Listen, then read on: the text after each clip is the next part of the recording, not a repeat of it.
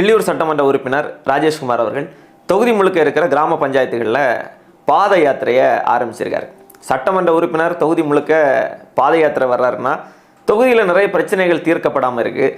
கனிம வளங்கள் கிள்ளியூர் தொகுதி வழியாக இன்னமும் அதிக அளவில் கடத்தப்பட்டு இருக்கு. நெய்யார் இடதுகரை கால்வாயிலிருந்து ஒரு சொட்டு தண்ணீர் கூட வரல, கால்வாயே இல்லாத நிலை தான் இருக்குது. ஏவிஎம் கால்வாயை தூர்வாரி மக்கள் பயன்பாட்டுக்கு கொண்டு வருவேன்னு சொன்னார். இப்போ வரைக்கும் அது நடக்கலை. வள்ளவள இடப்பாடு சாலை கிட்டத்தட்ட 15 ஆண்டுகளாக சாலையே இல்லாமல் இருக்குது. சாலை பணி ஆரம்பிக்கிறோம்னு சொல்லியும் ரொம்ப நாள் ஆச்சு, இப்போ வரைக்கும் அந்த சாலையும் வந்தபாடு இல்லை. தொகுதியில் அனைத்து வசதிகளோடும் கூடிய தரமான ஒரு அரசு மருத்துவமனை கூட இல்லாமல் மக்கள் தனியார் மருத்துவமனைகளை நோக்கி செல்லக்கூடிய ஒரு அவல நிலை இருக்கு. வேளாண்மை அதிகம் நடக்கிற கிள்ளியூர் தொகுதியில் நீர்நிலைகள் எல்லாம் ஆக்கிரமிக்கப்பட்டு இருக்கிற நீர்நிலைகளும் தூர்வாரப்படாமல் பாசி பிடித்த நிலையில் இருக்கு.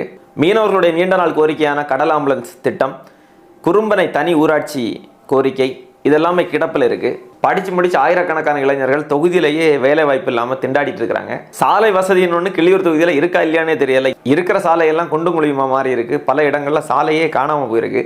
எங்கே பார்த்தாலும் குப்பை மேடாக இருக்குது. தொகுதி முழுக்க திடக்கழிவு மேலாண்மைக்கான திட்டமே இல்லாமல் தான் தொகுதி இயங்கிட்டு இருக்கு. அப்போ இது மாதிரி தீர்க்கப்படாத பிரச்சனைகளுக்கும் இவரால் நிறைவேற்றப்படாத வாக்குறுதிகளுக்கும் தீர்வு தர்றதுக்காக நடைபயணம் மேற்கொள்வாரோன்னு நீங்கள் நினைக்கலாம்.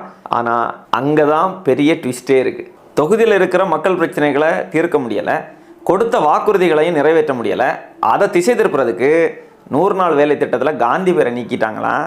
அதுக்கு எதிராக நடைபயணத்தை தொடங்கியிருக்காராம். நாடகம் விடும் நேரம் தான் உச்ச காட்சி நடக்குதம்மா, வேஷம் கலைக்கவும் ஓய்வு எடுக்கவும் வேலை நெருங்குதம்மா. ராஜேஷ்குமார் அவர்களே, இந்த திசை திருப்புற நாடக அரசியெல்லாம் வடநாட்டில் வேணா எடுபடும், தமிழ்நாட்டில் அதுவும் கிள்ளியூர் தொகுதியில் இனி எடுபடாது. காந்தி பேரை வச்சு 100 நாள் வேலைவாய்ப்பு திட்டத்தின் மூலமாக கிராம பொருளாதாரத்தை மேம்படுத்த போகிறார். கிராம பொருளாதாரம்னா என்னன்னு தெரியுமா? கடந்த 10 ஆண்டுகளாக நீங்கள் சட்டமன்ற உறுப்பினராக இருந்து இந்த கிராம பொருளாதாரத்தை மேம்படுத்துறதுக்கு ஏதாவது திட்டம் கொண்டு வந்தீங்களா? காந்தி பேரை வச்சா போதாது ராஜேஷ்குமார் அவர்களே, காந்தி முன்னெடுத்த சுயசார்பு பொருளாதாரத்தை கொண்டு வரணும். அதுக்கு ஏதாவது திட்டம் இருக்கா? அதுக்கான திட்டங்களோடு நாம் தமிழர் கட்சி இருக்கு. ஒரு கிராமத்தினுடைய பொருளாதார மேம்பாடு என்பது தற்சார்பு பொருளாதாரத்தில் இருக்கு. நிலமும் வளமும் சார்ந்த தொழிற்சாலைகள் உருவாக்கப்படணும், உற்பத்தியை பெருக்க வேண்டும், அதன் மூலமாக அந்த மக்களுக்கு வேலை வாய்ப்பை உறுதிப்படுத்தணும். இதுவரைக்கும் அதை செஞ்சீங்களா? இல்லை இனி செய்வீங்களா? அதுக்கு ஏதாவது திட்டங்கள் இருக்கா உங்ககிட்ட? கிராமப்புற மக்களுக்கு கல்வி, மருத்துவம், வேலை வாய்ப்பு எல்லாமே அவர்களுடைய பகுதியிலே கிடைக்க செய்யணும். அதுதான் கிராமப்புற வளர்ச்சி.